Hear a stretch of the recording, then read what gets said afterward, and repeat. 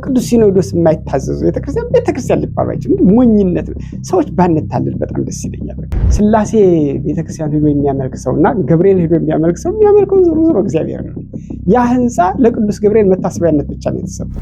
አባብሰው በእጃቸው ይደባብሱታል። አሁን ብዙ ሰው በቃ ጣዖት ማምለክ ምናምን ሁሉ የሚመስለው ሰው ሞኝ አለ። ሞኝ ነው። አንድ ቄስ ብድግ ብሎ ቤተክርስቲያን ከፍቶ እኔ ቤተክርስቲያን የኔ ናት ሊል ይችላል። መብቱ ነው። መስቀል የጨበጠው ሁሉም ቄስ ነው ማለት አይደለም። በተቀደሰ ቦታ ሁልጊዜ ጫማችን እናወልቃለን። የምናወልቀው ቆሻሻ ይዘን ላለመግባት ምናምን ሰው እንደዚህ አድርጎ እንዳይረዳ የግለሰብ ቤት አይደለም። በቤተክርስቲያን ውስጥ የምንገለገልባቸው ንዋየ ቅድሳት አሉ። እነሱን በራሳቸውን ችሎ ደግሞ እንማራቸዋለን። ምክንያቱም በአባታችን ቤት እስካለን ድረስ የአባታችን ቤት ያሉትን ነገሮች ማወቅ ግዴታ ነው ብዬ ነው የማስበው። ማወቅ አለብን። በቃ ባዕድ መሆን የለብን። በስመ አብ ወወልድ ወመንፈስ ቅዱስ አሐዱ አምላክ አሜን። የቅዱሳን አምላክ ልዑል እግዚአብሔር ስሙ ከአጥናፍ አጥናፍ ከፀሐይ መውጫ እስከ መጥለቂያዋ የተመሰገነ ይሁን። የተወደዳችሁ አባቶች፣ እናቶች፣ ወንድሞችና እህቶች፣ የልዑል እግዚአብሔር ቤተሰቦች፣ የእመቤታችን የድንግል ማርያም ወዳጆች እንደምንከረማችሁ እንደምንሰነበታችሁ፣ እንደ አምላካችን እንደ ልዑል እግዚአብሔር መልካም ፈቃድ ዛሬ ደግሞ የቤተክርስቲያን ጠባያት በሚል ርዕስ እንነጋገራለን። ባለፈው ቤተክርስቲያን ትርጉሙን ተመልክተን ነበረ። ከዚያ ቀጥለን የቤተክርስቲያን አሰራር በኢትዮጵያ ኦርቶዶክስ ተዋሕዶ ቤተክርስቲያን ባህል መሰረት ምን እንደሚመስልም ተመልክተን ነበር። ዛሬ ደግሞ የቤተክርስቲያን ጠባያት ውስጧ ምንድነው፣ ቤተክርስቲያን የሚለውን ነገር ስንሰማ ምንድነው በውስጣችን ሊመጣ የሚገባው የሚለውን ነገር እንመለከታለን ማለት ነው። አባቶቻችን ሊቃውንት በተለይ 318ቱ ሊቃውንት በኒቂያ ተሰብስበው ጉባኤ ባደረጉና የቤተክርስቲያንን ስርዓት በደነገጉ ጊዜ ከሁሉ በላይ በምትሆን ሐዋርያት በሰበሰቧት በአንዲት ቅድስት ቤተክርስቲያን እናምናለን የሚል ሐረግ እዚህ በጸሎት ሃይማኖት ላይ ደንግገዋል ማለት ነው። እሱን አስቀምጠውልናል። ይሄ ጸሎት ሃይማኖት ጠዋት ማታ ጸሎት በምንጸልይበት ጊዜ ስለ ሃይማኖታችን የምንመሰክርበት አብረን እንድንጸልየው የታዘዘ ነው ማለትና ሊቋረጥና ሊተው የማይችል ነው። በዚህ ላይ ምን እያልን ነው ያለ ነው የሚለውን እንድንረዳ ማለት ነው። የጠባያት ያልናቸው ይህችን አሁን እዚህ ውስጥ የተነገሩትን ነገሮች ናቸው። እነዚህ አራት ናቸው። የመጀመሪያው ኩላዊት ናት ወይም ዓለም አቀፋዊት ናት። ዩኒቨርሳል ማለት ነው። ዩኒቨርሳል ናት ምን ማለት ነው? ዓለም አቀፋዊት ናት ስትባል በዓለም ላይ ያለች ቤተክርስቲያን ናት። ነገር ግን በቀለም፣ በዘር፣ በነገድ፣ በቋንቋ ይህን በመሰለው በመልክዓ ምድር አትከፋፈልም ለማለት ነው። የጾታ፣ የሀብት፣ የማዕረግ ልዩነት ሳታደርግ በሁሉ ያለች ናት። በሁሉ ያለች ናት። ስለዚህ ዓለም አቀፋዊት ናት እንላለን። ዓለም አቀፋዊት ናት እንላለን። ይህም ብቻ አይደለም፣ በሰማይና በምድር ያለች ናት። በምድር ማለት እኛ ገና በተጋድሎ ላይ ያለነው ክርስቲያኖችን ማለት ነው። በሰማይ ደግሞ ተጋድሏቸውን ጨርሰው በአምላካቸው እቅፍ ውስጥ ያሉ፣ በገነት ያሉ፣ በአካለ ነፍስ ያሉ ማለት የእነዚህ ሁለቱ ውህደት ናት። እነዚህን ነው ቤተክርስቲያን የምንለው። ሁለቱንም አዋህደን ነው ቤተክርስቲያን በምንልበት ጊዜ እና ከዚህ የተነሳ ኩላዊት ወይም ዓለም አቀፋዊት ናት እንላለን። ሌላው ሐዋርያዊት ናት ወይም አፖስቶሊክ ናት እንላለን። ሐዋርያዊት ናት ማለት ደግሞ አምላካችን መድኃኒታችን ኢየሱስ ክርስቶስ ለቅዱስ ጴጥሮስ በአንተ አለትነት ቤተክርስቲያን መሰረታለሁ፣ የሲኦል ደጆች ያነዋውጧት ማለት። የሲኦል ደጆች፣ ደጅ ማለት መግቢያ አይደለም፣ ወደ ሲኦል የሚያስገቡ ነገሮች በፍጹም አይችሏትም ማለት ነው። የአጋንንት ትምህርት፣ የሐሰት ትምህርት፣ የሐሰት ትርክት ነው ይሄ የሲኦል ደጅ የሚባለው። የሲኦል ደጅ ወደ ሲኦል የሚያገባ የሲኦል ንጉስ ዲያብሎስ ነው። ስለዚህ እሱ አይችላትም ነው፣ ቤተክርስቲያን አይችላትም። በአንተ አለትነት፣ በአንተ መሰረትነት ማለት ነው። በቅዱስ ጴጥሮስ መሰረትነት፣ በሐዋርያት መሰረትነት፣ በእነሱ ትምህርት፣ በእነሱ ስብከት ማለት ነው። ስለዚህ ቤተክርስቲያን ሐዋርያዊት ናት ማለት ከሐዋርያት ጀምሮ ሲያያዝ የመጣ ነው።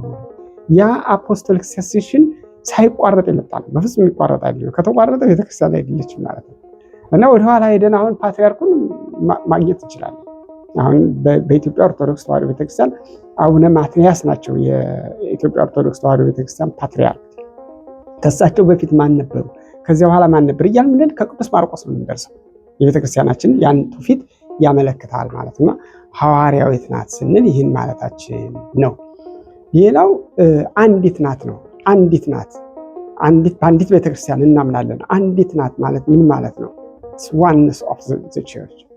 አንድነቷ ምንድን ነው ቢባል በተለያየ ቦታ ልትኖር ትችላለች። በተለያየ ቦታ በተለያየ አገር ልትኖር ትችላለች። ግን ቤተክርስቲያኗ አንድ ናት። ስርዓቷ አንድ ነው። ቅዳሴው አንድ ነው። የምናመልከው አንድ አምላክ ነው። ስለዚህ እንደው ለአስተዳደር እንዲመች ለምሳሌ የኢትዮጵያ ኦርቶዶክስ ተዋሕዶ ቤተክርስቲያን፣ የግብፅ ኦርቶዶክስ ተዋሕዶ ቤተክርስቲያን እያልን ልንጠራ እንችላለን። ግን ቤተክርስቲያን አንድ ናት። ቤተክርስቲያን አንድ ናት፣ ልዩነት የለም። በኢትዮጵያ ኦርቶዶክስ ቤተክርስቲያን ለምሳሌ በስም አጠራር ልዩነቶች ልናይ እንችላለን። የህንፃ ቤተክርስቲያኖች ሲሰየሙ የቅድስት ሥላሴ ቤተክርስቲያን ልናይ እንችላለን። የቅድስት ድንግል ማርያም ቤተክርስቲያን በቅዱሳን ተሰየሙ፣ በመላእክት ተሰየሙ ልናይ እንችላለን። ቤተክርስቲያኗ ግን አንድ ናት። የሚገኘው ክብር ግን አንድ ነው። ለምሳሌ ሥላሴ ቤተክርስቲያን ሄዶ የሚያመልክ ሰውና ገብርኤል ሄዶ የሚያመልክ ሰው የሚያመልከው ዞሮ ዞሮ እግዚአብሔር ነው። ያ ህንፃ ለቅዱስ ገብርኤል መታሰቢያነት ብቻ ነው የተሰጠው። ለበረከት እንዲሆን ሰዎች በተለያዩ በቅዱሳን ስም በአቡነ ዜና ማርቆስ ስም፣ በአቡነ ተክለ ሃይማኖት ስም፣ በቅዱሳኑ ስም ሊሰየም ይችላል። በሐዋርያት በነቢያት ስም የተሰየም ቤተክርስቲያን ሊኖር ይችላል። ግን በውስጡ አምልኮቱ ግን የሚፈጸመው አንድ ነው ማለት ነው። ለምሳሌ ስንሰግድ ባለፈው እንዳሳየሁት እሰግድ ለአብ ወወልድ ወመንፈስ ቅዱስ አሐተ ስግደተ እያልን ለሥላሴ ነው የምንሰግደው። ለሥላሴ ነው የምንሰግደው። የምናስቀድሰው ቅዳሴ ለምሳሌ ግጻዊ የሚባል የዕለት ማውጫ የቅዳሴ ማውጫ መጽሐፍ አለ። በዚያ ማውጫ መሰረት በየዕለቱ የሚወጣው አንድ አይነት ቅዳሴ ነው። በቅድስት ሥላሴ ቤተክርስቲያን በዛሬው ዕለት ለምሳሌ ቅዳሴ ቢኖር የሚቀደሰውና በቅዱስ ገብርኤል ቤተክርስቲያን የሚቀደሰው ቅዳሴ አንድ አይነት ነው። አንድ ልዩነት የለም ማለት ምናልባት ሰዎች በስተት ግጻውን ለማውጣት ተሳስተው 14 የቤተክርስቲያን ቅዳሴዎች አሉ። ከ14ቱ አንዱ ልዩነቶች ሊያመጡ ይችላሉ። ግን ኔቨር አንድ አይነት ቅዳሴ ነው። ዞሮ ዞሮ ቅዳሴው አንድ አይነት፣ ቅዳሴው አንድ አይነት፣ የምናመልከው አንድ አይነት አንድ እግዚአብሔር ነው። የሚፈተተው የክርስቶስ ስጋና ደም፣ የክርስቶስ ስጋና ደም። ስለዚህ ታቦታት በታቦቱ የተነሳ እዚያም ታቦቱም ስያሜው ተመልከቱ ለቅዱሳን ሊሆን ይችላል። ማደሪያነቱ ግን የእግዚአብሔር ነው። ስሙ የሚጻፈው ግን አልፋ ኦሜጋ ነው። አልፋ ኦሜጋ ማለት የነበረ ያለ የሚኖር ኢየሱስ ክርስቶስ ስም ነው። ኢየሱስ ክርስቶስ ጉልበት ሁሉ ለዚህ ስም ይንበርከክ ብሎ ቅዱስ ጳውሎስ የገለጸለት ለኢየሱስ ክርስቶስ ነው። ለታቦት የሚሰግድ ሰው ለታቦቱ ለእንትኑ አይደለም የሚሰግደው ለኢየሱስ ክርስቶስ ነው። ይህን መለየት አለበት ማለት ነው። ሌላ በገጠር በከተማ ሊሰራ ይችላል ቤተክርስቲያን አይደል። በከተማ በጣም ገንዘብ ስለሚኖር በእምነበረድ በወርቅ የተለበጠ ቤተክርስቲያን ሊኖር ይችላል። በገጠር ደግሞ ከገንዘብ እጦት የተነሳ በጭቃ በጨፈቃ ሊሰራ ይችላል። ግን ቤተክርስቲያን የምናገኘው ክብር ግን አንድ ነው። እዛችኛዋ ትንሽ ናት ብለን የምናስባት ቤተክርስቲያን የምንጸልየው ጸሎትና እዚህ በእምነበረድ በተንቆጠቆጠው ያለው ቤተክርስቲያን የምንጸልየው ጸሎት አንድ ነው የሚሰማው ማለት ነው። አንዲት ቤተክርስቲያን አንዲት ናት። ዋጋዋ የምናገኘው ዋጋ አንድ አይነት ነው። እዚህኛውን ብንጠመቅ ልጆቻችን ብናስጠመቅ እዚያኛውን ብናስጠመቅ አንድ ነው። ቤተክርስቲያን ልዩነት የለም ነውና ቤተክርስቲያን አንዲት ናት ነው። ሌላው ቅድስት ናት ነው። አራተኛው መረሳት የሌለበት ደግሞ ቤተክርስቲያን ቅድስት ናት። ቅድስት ናት ማለት ምን ማለት ነው? ቅዱስ የሚለው ቃል 4 ትርጉም ነው ያለው። ንጹህ፣ ልዩ፣ ክቡር፣ ጽኑ ማለት ነው። ስለዚህ ቤተክርስቲያን ልዩ ናት። ልዩ ናት። ልዩ ናት። እንደምናስታውሰው በብሉይ ኪዳን ጊዜ የነበረውን የታቦቱን ማደሪያ እግዚአብሔር በመካከላቸው አድር ዘንድ መቅደስን ይስሩልኝ ብሎ በመጋረጃ ወይም ደግሞ በድንኳን በተሰራበት ጊዜ እዚያም ታቦቱ በገባበት ጊዜ የምናስታውሰው ነገር አለ። ለምሳሌ መቅደስን ይስሩልኝ ያለው በኦሪት ዘጸአት ምዕራፍ 25 ነው። ይህንን ባለፈው ገልጸነዋል። እንደገና ደግሞ የቅድስተ ቅዱሳን ለማድረግ ወይም ለመቀደስ ቅባ ሜሮን እንዴት እንደሚዘጋጅ ለሙሴ የነገረው መመሪያ ነበረ። ካስታወስን ማለት ነው። እናንተ ትምህርት ካስታወስን እና ያን ጊዜ ምንድን ነበር ያለው? ኦሪት ዘጸአት ምዕራፍ 30 ነው 31 ላይ የገለጸው ማለት ነውና እሱ ከተለያዩ ቅመማ ቅመሞች ነው የሚሰራው። ይህን እንደዚህ አድርገህ ትቀመማለህ፣ ቅዱስ ይሆናል። ይህንን የነካ ደግሞ ቅዱስ ይሆናል፣ ይቀደሳል። የማደሪያውን ድንኳን ንዋያተ ቅድሳቱን በዚያ ውስጥ በብሉይ ኪዳን ጊዜ በእግዚአብሔር ቤት የምንገለገልባቸውን ዕቃዎች በሙሉ በዚያ ቅባ ሜሮን እንዲከብሩ አድርጋቸው ብሎታል። ይህንን ትውፊት ወይም ደግሞ ይህንን ቅብብል አሁንም ቤተክርስቲያን ትጠቀምበታለች። ስለዚህ ንዋየ ቅድሳት የተለያዩ ንዋየ ቅድሳት በቤተክርስቲያን ውስጥ የምንገለገልባቸው ንዋየ ቅድሳት አሉ።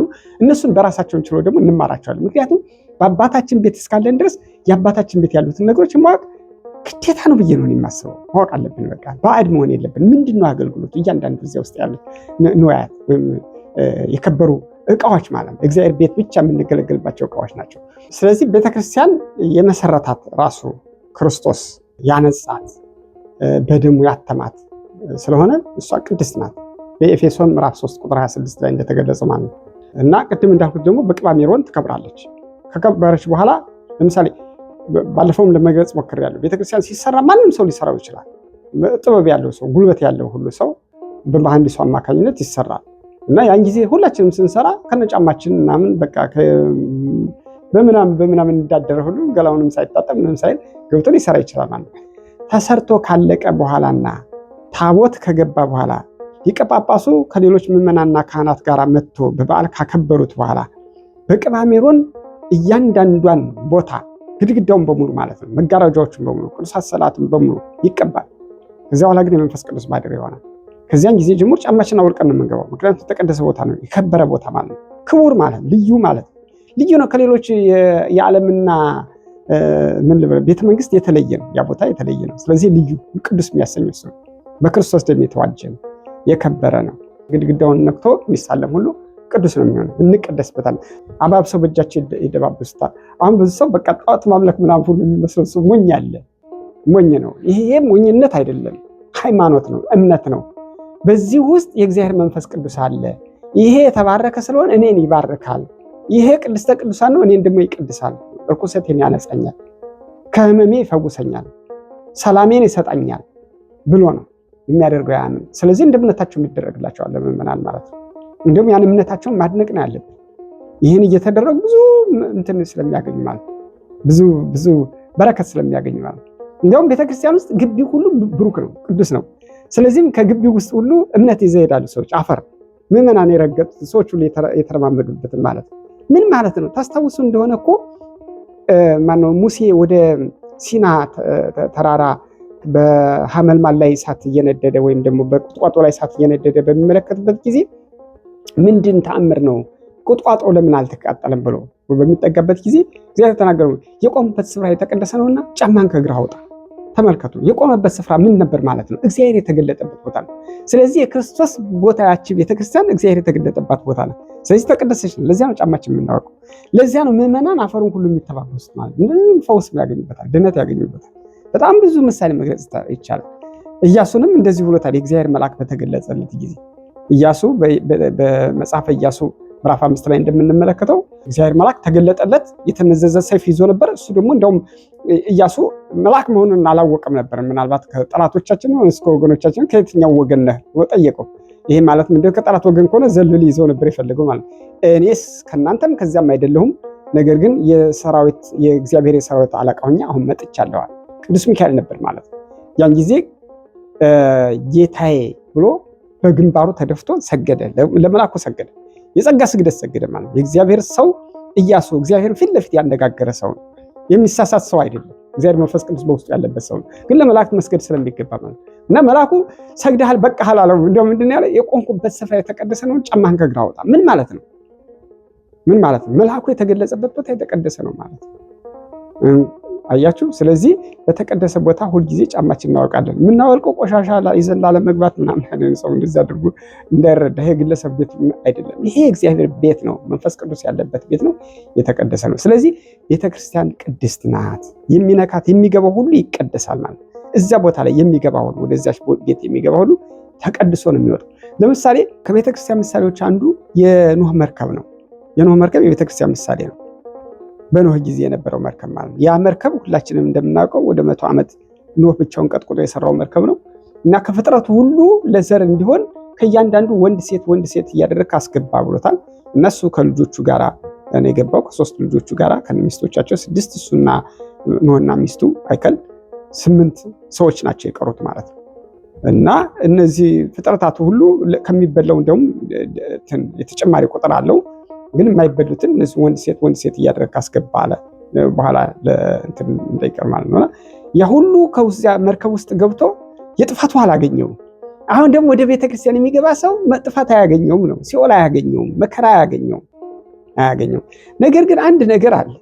እዛ መርከብ ውስጥ የነበሩ እርስ በርሳቸው እንኳን በጠላትነት የሚታዩ የሚበላሉ፣ ለምሳሌ አህያና ጅብ፣ በቃ ጅብ ካገኛ ግን ጥልጥል ነው የሚያደርጋት። ወይም ደግሞ በደንብ የተገለጸው የዘንዶና የእርግብ ነው። እንደ እባብ ብለህ እንደ ምንድነው እንደ እርግብ የዋህ ሁኑ የተባለበት ማለት ነው። ተመልክቶ እርግብና የዋህ እንትን ማነው ስሙ እባብ ወይም ደግሞ ዘንዶ እንትንን ካገኛት እርግብን ምግቡ ናት፣ ስልቅጥ ነው የሚያደርጋት ማለት ግን አልበላትም። በዛ ሰዓት ላይ አንዱን አልነካም ማለት ነው። ያቺ የጥፋት ውሃ እስከምታልፍ ድረስ ወደ 6 ወር ነው የቆየው። ምንም አልተነካኩም፣ ጸጥ ብለው ነው የቆዩት። ሲወጡ ግን ያው አራዊት እንደሆኑ ነው የቀሩት፣ አልተለወጡም ማለት። ወደ ቤተ ክርስቲያን የሚመጣ ሰው ግን በመንፈስ ቅዱስ ኃይል መለወጥ አለበት፣ በቃለ እግዚአብሔር መለወጥ አለበት ማለት ነው። አረመኔ ነፍሰ ገዳይ የነበረ አታላይ ዋሾ የነበረ አጭበርባሪ የነበረ ዘማዊ የነበረ ሲያመነዝር የነበረ ስታመነዝር የነበረች ሲሰርቅ የነበረ ሲያታልል የነበረ ይሄ ሁሉ ገብቶ እንደነበረ ተመልሶ ከወጣ ልክ አይደለም ማለት ነው። ልክ አይደለም። ቤተክርስቲያን ስራዋን አልሰራችም። ቤተክርስቲያን ስራዋን መስራት አለባት፣ ማስተማር አለባት። እዚያ ውስጥ ትምህርት አለ፣ እዚያ ውስጥ ንስሐ አለ፣ እዚያ ውስጥ ስግደት አለ፣ እዚያ ውስጥ እግዚአብሔር አለ። ስለዚህ ሰዎች ልባቸው ተለውጦ መመለስ አለባቸው። ወደ ክፋታቸው መመለስ የለባቸው። ወደ ንጽህና ወደ ቅድስና መምጣት አለበት። ስለዚህ ነው ቤተክርስቲያን ቅድስት ናት። ቅድስት ናት፣ ሰዎች የሚቀደሱባት ናት። እና ዛሬ በአጠቃላይ ከቤተክርስቲያን ውስጥ አራቱን ባህሪያት አይተናል ማለት ነው። አራቱ ባህሪያት አንዱና የመጀመሪያው ዓለም አቀፋዊት ናት ማለት በቀለም፣ በዘር፣ በነገድ፣ በቋንቋ፣ በመልክዓ ምድር አትከፋፈልም። የጾታ፣ የሀብት፣ የማዕረግ ልዩነት ሳታደርግ የሁሉ ናት ነው። የሁሉ ናት ነው። ነገር ግን መንፈስ ቅዱስ በእናንተ ላይ በወረደ ጊዜ አለ ኃይልን ትቀበላላችሁ፣ በኢየሩሳሌምና በይሁዳ ሁሉ በሰማርያና እስከ ምድር ዳርቻ ድረስም ምስክሮች ትሆናላችሁ። የሐዋርያት ሥራ ምዕራፍ 1 ቁጥር 8 ላይ ጌታችን አምላካችን መድኃኒታችን ኢየሱስ ክርስቶስ ለቅዱሳን ሐዋርያት የሰጠው መመሪያ ማለት ነው። እናንተ ምስክሮች ናችሁ ያላቸው እና አሁን መጀመሪያ የታሰበ የነበረው ለእነዚያው ለአይሁድ ብቻ መስሏቸው ነው የነበረው። ነገር ግን አይደለም ነው፣ ለሰው ዘር ሁሉ ነው። ለሰው ዘር ሁሉ እና ቦታዎችን ሁሉ ይጠቅሳቸዋል ማለት ነው። እና መንፈስ ቅዱስ በእናንተ ላይ በወረደ ጊዜ ኃይል ተቀበላላችሁ፣ በኢየሩሳሌም፣ በይሁዳ፣ በሰማርያን እስከ ምድርም ዳርቻ ድረስ የተባለ። ስለዚህ ሐዋርያት ዞረው አስተምረዋል ማለት ነው። እና ለዚህ ነው ዓለም አቀፋዊነት የነጭ ጥቁር የምትባል ቤተክርስቲያን የለችም። ልዩነት የለም። ወይም የገሌ ቋንቋ የሚነገርበት የገሌ የማይነገርበት አይባልም ለማለት ነው። እነዚህን ስንመለከት የቤተክርስቲያንን አንድነት እንመለከታለን። በሰማይና በምድር በአጸደ ነፍስና በአጸደ ሥጋ ያሉትን የነሱ ህብረት እንደሆነች ለማመልከት ቤተክርስቲያን አንዲት ናት እንላለን ነው። ያው ሶስተኛ ደረጃ በሐዋርያት የተሰበከች ናት ነው ያለው። መሰረቷ ማን ነው? ሐዋርያት ናቸው። እነሱ ናቸው በቃ በዓለም ዙሪያ ሄደው ሰብከው አስተምረው እስካሁን ድረስ የቀጠለ ነው ማለት ነው። እስካሁን ድረስ የቀጠለና ሐዋርያዊት ናት። ከዚያ የወጣ ሰው እኔ እንደው እግረ መንገዱ መነገር ያለበት ይህንን ማሰብ ከቅዱስ ሲኖዶስ የማይታዘዙ ቤተክርስቲያን ሊባሉ አይችልም። ሞኝነት ነው። ሰዎች ባንታለል በጣም ደስ ይለኛል። በቃ ከቅዱስ ሲኖዶስ ወይም ደግሞ ጳጳስ የሌለበት ቤተክርስቲያን ምን የለም ማለት ክህነት የለም ማለት ነው። አንድ ቄስ ብድግ ብሎ ቤተክርስቲያን ከፍቶ እኔ ቤተክርስቲያን የኔ ናት ሊል ይችላል። መብቱ ነው። ግን ምን መንፈስ ቅዱስ የለም ማለት ነው። ከዛ እንትኑ ከሐዋርያዊ ቅብብሎች ወጥቷል ማለት ነው። ከወጣ በኋላ ምዕመናን ከሱ ጋር ምን እንደሚያደርጉ አላውቅም። መስቀል የጨበጠ ሁሉ ቄስ ነው ማለት አይደለም። የመንፈስ ቅዱስ ያን የማይታየው ነገር በውስጥ የለም። በእጁ የያዘው ነገር ሊኖረው ይችላል። ነኝ ሊል ይችላል። ሻሽ ሊጠመጥም ይችላል። ቆብ ሊደፋ ይችላል። እንደኔ ቀሚስ ወይም ሰናፍል ሊለብስ ይችላል። ይህን አደረገ ማለት ግን ቄስ ነው ማለት አይደለም። ቄስ ነው ማለት አይደለም። በጳጳስ የተወገዘ እዚህ ከቤተክርስቲያን አንድነት የተለየ ቤተክርስቲያን ልንል አንችልም። ቤተክርስቲያን ስለዚህ ያንን ማወቅ መቻል አለብን ማለት ያቺ ሐዋርያዊት ቅብብሎች ወይም ሰንሰለት መቋረጥ የለባትም። ከተቋረጠች ያን ጊዜ በተቋረጠችበት ጊዜ ይቆማል ማለት ነው። አሁን በየቦታው የምንሰማ ነው። ቤተክርስቲያን እየተፈተነች ነው። ብድግ ብለው ሰዎች እኛ ሲኖዶስ አቋቁመናል ምናምን፣ ይሄ ቀልድ ነው። በቃ ለእነሱ ሊመስላቸው ይችላል። ያደርጉ ሰይጣን እያታለላቸው ሊሆን ይችላል። ግን ከቤተክርስቲያን ከወጡ ወጡ ነው። ከባህር የወጣ አሳ የሞተ እንደሆነ ደግሞ ከቤተክርስቲያን የተለየ ሰው ደግሞ በነፍሱ የሞተ ነው ማለት ነው። ሃይማኖት የለውም። ስለዚህ ቤተክርስቲያን አንዲት ናት። ያችን አንድነት ጠብቀን መኖር መቻል አለብን። የመንፈስ ቅዱስን አንድነት ጠብቀን ለመኖር መትጋት አለብን። ከዚያ ከመንጋው እንዳልለይ፣ ከቤቱ እንዳልወጣ፣ ከዚች አንድነት እንዳልወጣ መትጋት አለብን። መጸለይ አለብኝ። ምንም ቢመረኝ ቢጎረብጠኝም እንኳን ደስ የማያሉ ነገሮች ያየሁ እንኳን ቢመስለኝ የለም፣ ጽናት ነው የሚያስፈልገኝ። ይህንን ማወቅ ይገባናል። በመጨረሻ ያየነው ቤተክርስቲያን ቅድስት ናት። ክርስቶስ በደሙ የቀደሳት ስለሆነች በቅባ ሜሮን የከበረች በመሆናት ቤተክርስቲያን ቅድስት ናት፣ ልዩ ናት፣ ክቡር ናት፣ ከሁሉ በላይ የሆነች ነው የሚላት አይደል? እዚህ አባቶቻችን ጉባኤ ቅድም ያልኳችሁ ሰለስቱ ምዕት ወይም 318ቱ ምን ብለው ነው? ከሁሉ በላይ የሆነች ከሁሉ በላይ ናት ቤተክርስቲያን። ከሁሉ በላይ ከሷ በታች ነው እንጂ ሁሉ ከሷ በላይ የሆነ ምንም ነገር የለም። ስለዚህ ቤተክርስቲያን የተለየች ናት፣ የከበረች ናት። እኛንም ከፍ የምታደርገን እሷ ናት። በሷ ተጠምቀን በሷ ስጋው ደግሞ ተቀብለን በሷ ውስጥ ተመላልሰን በሷ ውስጥ አገልግለን በሷ ውስጥ ሰግደን በሷ ውስጥ ቆርበን ክብርን እናገኛለን። ክብርን የእግዚአብሔር ልጅነትን አግኝተን በእግዚአብሔር ልጅነታችን ጸንተን እንኖራለን። ብንተዳደፍ ብንቆሽሽ እንኳን በንስሐ የምታጥበን መልሳ ስጋውን ደግሞ የምትሰጠን ቤተክርስቲያን ናት። ስለዚህ ቤተክርስቲያን ቅድስት ናት፣ ልዩ ናት። እሷን አክብረን መኖር አለብን። ስለዚህም ቤቱ የእግዚአብሔር ቤት የተቀደሰ ነውና የእግዚአብሔር ቤት በመፍራት ማክበር አለብን። እሱን ነው ለልጆቻችን ማስተማር ያለብን፣ እኛም ማወቅ ያለብን። ቤተክርስቲያን እንደው ባለፈውም ለማስተማር ሞክሬያለሁ። እዚያ ውስጥ ላይ የተፈለገው ስጋዊ ነገር ሁሉ አይደረግም። ጮክ ብሎ እንኳን መናገር ክልክል። በእውነት ለመናገር አባቶቻችን ሰው ጋር እንኳን ሲጠራሩ ምን ማለት ነው? እኔ ወደ እኔ ተመልከት ነው። ጮሆ ላለመጣራት፣ ስሙን እንኳን ላለመጥራት ማለት ነው። እንደው በቃ ይህን የመሰለ ጸጥታ የሚደረግበት በነፍስ ከእግዚአብሔር ጋር የምንገናኝበት የከበረ የተለየ ቦታ መሆኑን ማወቅ አለብን። የመከረን ያስተማረን የአባቶቻችን አምላክ ስሙ ከአጥናፍ አጥናፍ ከዚያ መውጫ እስከ መጥረቂያ የተመሰገነ